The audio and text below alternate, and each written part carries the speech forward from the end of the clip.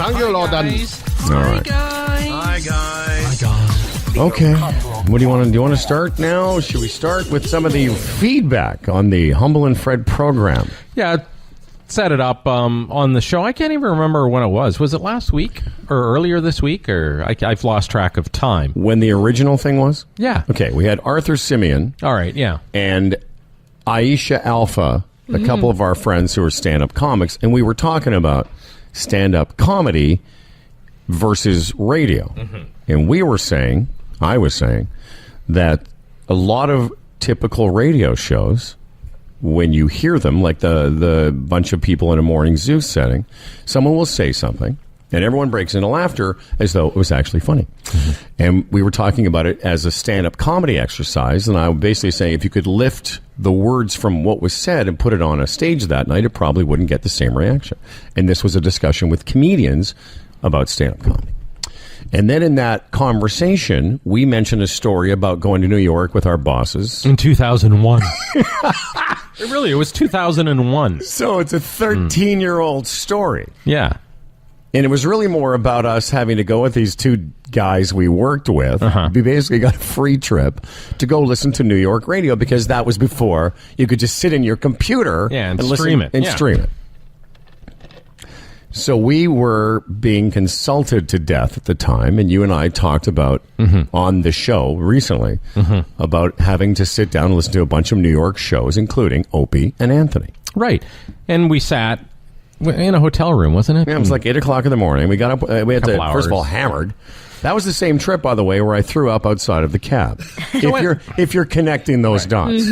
So the point is, we're listening to this, and again, it was just a one-off, but again, we had sort of came to the conclusion after listening to that episode, we really didn't find it that funny. Remember that episode? There was a girl laying on a couch, pleasuring herself with a dildo or something, and that was sort of the focus of that segment, and it was like, oh, okay, well, number one, we won't be able to do that on our show, right? And number two, as I listen to this, it's really not that funny. That's all. And part of the discussion on the show recently about that episode 13 years ago was we were with these guys, and it was kind of a trip that, we were like, okay, cart us down to New York and show us how it's done, and that's cool. And we had a bit of a relationship with one of these bosses that was kind of a bit strained. And so when we were listening to that show and a bunch of other shows, Scott Shannon and Stern, when that particular discussion took place, we said, well, that was interesting. It was we thought it was pretty cool. And again, we would never be able to do it. We couldn't do that, so. But we said, but the idea is, okay, it wasn't that funny. And our boss's line, and this is what we quoted the other day, is, oh, it wasn't funny, it was fun. And so we used to mock each other and him behind his back saying, well, because we would do something and we'd say, well, that wasn't funny, but it was fun. So we brought this up on the show while we were talking to these comics, I guess it was a month ago now. Right. So, and, because we're on Sirius XM and, the power of Humble and Fred is growing every day, apparently one of their listeners heard us, that segment, recorded it, sent it to Opie and Anthony, and then yesterday morning on their show, they spent 35 minutes talking about the Little Humble and Fred show. Which, I got to be honest with you, I was pretty flattered by it. So was I. I thought it was great. When I saw your note, and because I agreed, you sent me a note in the afternoon saying they just mentioned us like 100 times. 100 times I was going, that's awesome. Yeah, I mean, really, it can't hurt. Because you know what radio's often like. Somebody hear Humble and Fred like 100 times, and then an hour later they might remember Humble and Fred, but they might not remember exactly what the conversation was about. But anyway, these guys took 35 minutes and they played a segment of our show. Quite a few segments, actually. And dissected it as they went along, pointing out that who are we to claim that they aren't funny 13 years ago when we aren't funny either. And, the show was sort of taken out of context, and to be honest, the segments they played, the way they played them, there wasn't a lot of side-splitting funny, because this show is more a conversation, and funny things come up as you go along. It's not also like 20 minutes of 1 hour of one show, of which there's over 600. Which is fine. It's fine. And 600, there's thousands. It helped them make their point. And they did. Yeah. But again, the point we were making was about an incident 13 years ago. And in fact, if you listen to the thing I said, it was basically us in 2001 having to go to the city to listen to a bunch of radio shows.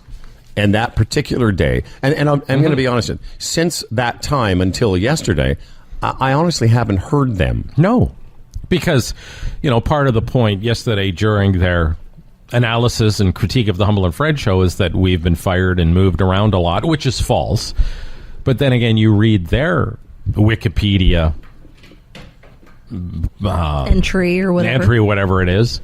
And boy, they've been through a lot more than we have. I mean, they have. But you made a lot more money than we have absolutely. along the way. And you could do that for, listen, there's a lot of radio people in North America that have been moved around, and some of the calls were, and listen, to be fair, we'll get to the attack on the Facebook page. And again, to be fair, my comment about radio, when I was talking about radio people in general not translating to stage, it wasn't about them. No. Because they have a guy on their show who's one of my favorite stand-ups. In fact, I probably should have mentioned I've read his book. Jim Norton's a great comedian. I've always found him funny. That day in New York City, we were listening to Opie and Anthony, and sure, we were jealous of the fact that they had a girl basically pleasuring herself through the show, but our reaction to our bosses was basically, we can't do that, and... so what's the point of this? What are we supposed to take away from this? What are we supposed to take away from this? Sure. And the line was, well, it wasn't funny, the girl, playing with herself, which we liked, but it was fun. And this was our boss's instructions, too, for what we could do to improve our show. Anyway. Yeah, and to a couple of little Canadian goofs, that was pretty shocking what was going on that show that day. And when you figure what it was, very risque, pushing the envelope, on the edge, and all those things. Unfortunately, with it, there wasn't anything really funny going on. There wasn't. There might have been fun to some people, but to her at least. It just, to her, it exactly. Just wasn't a funny segment. That's all. And we have lots of segments on this show that aren't funny, and I'm sure Opie and Anthony, they do 3 or 4 hours every day. I'm sure there's a lot of segments that you attempt or you try or you work an angle and it's not really funny. But or you tell a story about your kids, or an experience, or friends, or commuting, or whatever. So this is how it started. That conversation with some stand-up comedians about radio. Again, not about them, because I'm sure there are wildly funny moments on their program, just like there are sometimes on this one. So this is how it started, and I will say this. Yes, there were some horrible and awful images. Some shocked the film man. What was the one that you didn't like? Aborted fetuses. Aborted fetuses. On our Facebook page. And I'm going to say this, both Fred and I saw very many things that we did laugh at. There has been some funny stuff that the Opie and Anthony people have put up. Now, there's been some vile and horrible stuff. And listen, we're running a little business here, so we're going to try, obviously, to keep our Facebook page up. But I heard yesterday from a lot of radio people in Toronto, hey, what's going on with you guys and Opie and Anthony? And I was like, wow. Like, in a strange twist, just like the Blundell thing, we had more activity on our Facebook page yesterday than we've had ever, really. Yes, I know a lot of it was horrible. Oh, I'm not saying anything. No, some of it was awful towards you. Yeah. No, it really was. And, and that, again, that didn't come from Opie and Anthony. It came from their fan base. Well, the terminology and some of the intention came from them. Oh no, I know. And the thing is, their fan base. It was pointed out to us that they did not instruct their listeners to go to our Facebook page and because we had put up that entry. Yeah. However, what entry? Oh, no. Basically, yeah. Even before that, they claim that they didn't tell their listeners to go to our Facebook and do whatever you call that. What do you call that? Pesting it or Troll. something? Yeah. Well, they call themselves pests. But they did, if you listen to the segment where they talked about us for 35 minutes, which was great, they kept referring to our Facebook page and what was going on our Facebook page. So they weren't saying, go there and do this, but by mentioning it, I think people were getting the message that, oh, maybe I'll go and do that. You know what I mean? So Absolutely. It was sort of a subliminal type thing. Well, whatever it is, and they did it, and... The thing is, you talk about sensibilities between Canada and the U.S. I don't know if we had an audience as big as theirs, and believe me, we're far, far away from that. I don't know if we could ever get our listeners to do that. Some of that vile stuff. Well, I think it's just not part of our nature. The level of loyalty is the same, but the execution is far different. Yeah, it's weird. Yeah, and it's funny. I don't think their audience understands that we get how much more successful they have been than we ever have been. We get that. If they came up here and saw this Yeah. and what we are, they'd laugh. They'd think we spent 35 minutes on that. And I said that to Fred, and I drove up here today, and we tried to sort of set the scene a little bit for you Americans listening to us.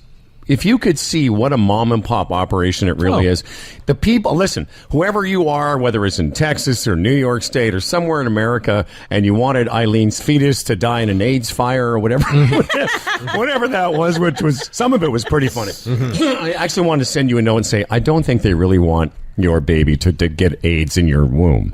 But, you know, if you people who sent that stuff on our Facebook could see just how sort of, again, mom and pop this really is, how we built this ourselves, how it's just us in this little industrial mall. And, you know, some of it was actually in good spirit. They were taking little shots, but in a fun, cute little way. I think the way our listeners would. Absolutely. But there some was of that funny stuff. But some of that vile, horrible stuff, I don't think probably Opie and Anthony saw it, because I know what we would do. If those were our listeners, we'd say, please don't do that, because On our behalf. On our behalf, because it's over the line. It's in horrible taste, and we really don't want to be associated with that. No, I would hope they would take that position as well, because that stuff just isn't funny. But some of this, now, we've hidden some of the stuff. Now, honestly, we've hidden it because we don't want to, we're lazy. Yeah. We don't want to go through the bother of having to redo our Facebook page. Honestly, it's just us. We don't have a management team, and we don't work at SiriusXM headquarters, but some of the stuff we just can't have on. But this one made me laugh. It's from a guy named Josh Hoskinson. He's got a picture of these two people in a park, and it says, a day in the park can be fun until you see bums finger banging. Oh. Now, we could never put that up on our page. But, you know, some we stuff... could, but we wouldn't. We wouldn't. But some of the stuff was pretty Did you see the one about the kid asking us to wish him luck on his French exam? Yeah. No. Yeah, that was fun. Oh, What's that one? Well, fags comes up a lot. We're called fags a lot. Yeah, fags and faggots comes up a lot. And there's a lot of racism. There's another picture came in this morning of guys having anal sex, and I think you're supposed to be one, and I'm supposed to be the other. Yeah, there was one funny one yesterday, though. A guy was sort of like a fat guy, sort of had his arms around his legs, and it had the caption, "This is Fred trying to blow himself," or something. It was pretty funny. It was good. This is the guy who says, "Good morning, Humble and Fred. I have a French exam in 2 hours, and I'd like you two fags to wish me good luck. Thanks." Well, and then good luck. And then the racist stuff. Somebody sends a picture. It's a picture of a turd, like a human turd, with Obama's face at the top of it. Like, it's like, what's the point? What's the point of sending us that? So we're going to take a quick break here. We got to go because we have the way we do the show is we segment it for the other radio stations that take it. So we'll just come back. We'll talk a little bit more of this. And again, it was fascinating. We should read to some watch. of the emails about it. Yeah, and we'll get to some booze news. Remind me, because it's going to be 5 minutes from now. Remind me to play Chris's theme. Absolutely. Because I forget every time. It's Humble and Fred Radio.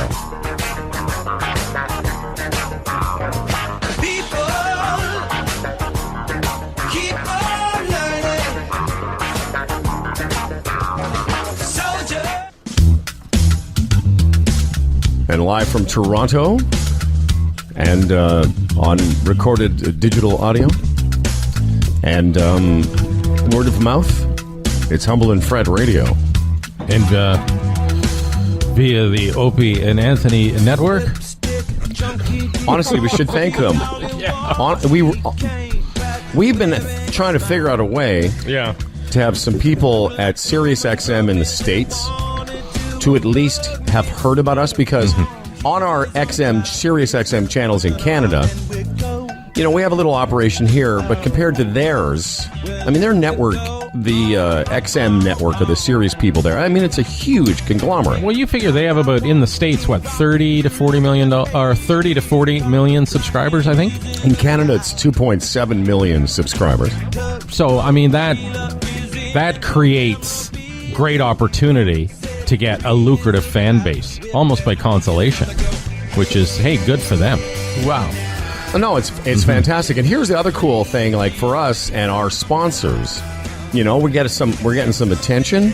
A lot of it's negative and pictures of transsexuals having sex with a fiery fetuses and things. There was lots of stuff about retarded kids too. Did you notice that? Mm-hmm. I don't understand that. I think the only thing that surprised me, and again, the things about Eileen that were awful. I feel horrible for you because there were some things. I just feel bad that they think there's only one hole. We have more than one, boys. There's many holes. Figure it out. I think the only thing that disappointed me about the Americans that weighed in on this was just the racism part. Mm-hmm. Again, we're not used to it here. It's not part of our culture. And maybe it's, again, and they could mock me and say, well, we were just joking or that's how we. Mm-hmm. But I was sort of like, wow, 2014, and you're still pulling it out. Yeah, it's disturbing. I mean, it's sad and disturbing. But again, when there's that many people participating, you're going to get some scum along the way. There's no doubt about that. I would just think to get up every morning and to think that I'm talking to that fan base would be a little bit discouraging. Obviously, they get others that you hope would rise above that and participate in their show, but that would be a bit discouraging. And to be fair, there were a couple of people, Eileen went back and forth with a couple people that rationally and articulately were articulate in making their point that we weren't funny. Excuse me, and that's fair. Like, there were lots of great comments, people saying, listen, I listened to your show, and I thought it was not... In fact, I think one guy said it was horrible. Yeah. You know what? I mean, and again, they're going by a very small... but that's fine. But that's fine. That's what we did. Yeah. But I thought there were, you know what? That was great too. So on the one side, there was a bunch of guys saying a lot of N-words and faggots and things. And then there was a few people that went, okay, listen, to be fair to you guys, I heard your show. I found it awful and you should shut it down. And we've heard that before too. Oh yeah, that's nothing new. Oh yeah. I made the point yesterday that I'm one of those people that wasn't into Breaking Bad. So that just there's people totally in love with that show. And then somebody like me, I started watching and it wasn't for me. So that's what makes the world go round. Sure. Yeah. And if all it was us saying we didn't find that particular show we heard many years ago funny, and that's what started all this. Again, that's a great point. I'm sure there are shows and movies and comedians, and there are politicians, and there are dogmas and philosophies that not everyone agrees with. It gave them 35 minutes of content. So again, at the end of that, I'm thinking, boy, they're that hard up for content. They want to dissect this goofy little show for 35 minutes. Go crazy. We appreciate it, but wow. And really, we should send some pictures of where we work and what it looks like to Opie and Anthony, because I guarantee you that shiny building they're working in New York City looks a lot different than this. Oh, yeah. We're honestly one step away from an Orange Julius. We're that close? No, seriously. We're like one of those sketchy things in the food court. Yeah. Where you're like, okay, Greek, Taiwan, what's that food? Yeah. It's some kind of meat on a stick operated by a couple of goobers. That's us.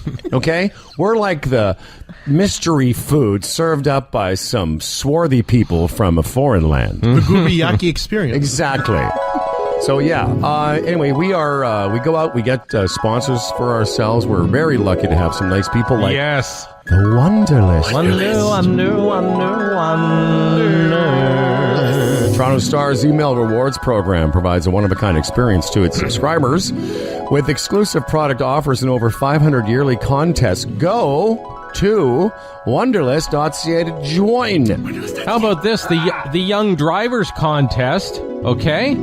Closes April 27th. Grand prize, one of two $500 Young Driver gift certificates to be used towards a beginner driver education course.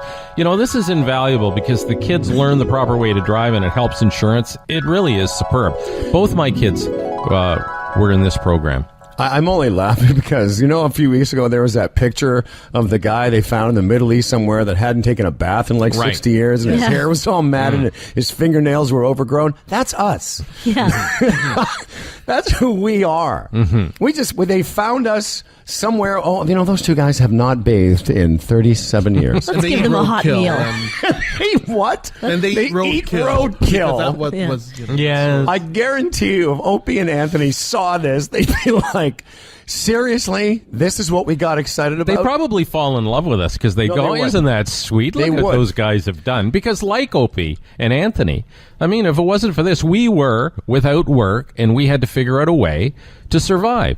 And we came up with this idea and, depending on your level of what your perception of level of success is, we are thriving in this situation. But those you see those pictures where they've rescued a dog? Yes. And at the beginning of the video or whatever, on the pet website, the dog's got he's just dead looking. Yeah, he's that's mange us. He's mange, and then they bring him back to life. Donate now.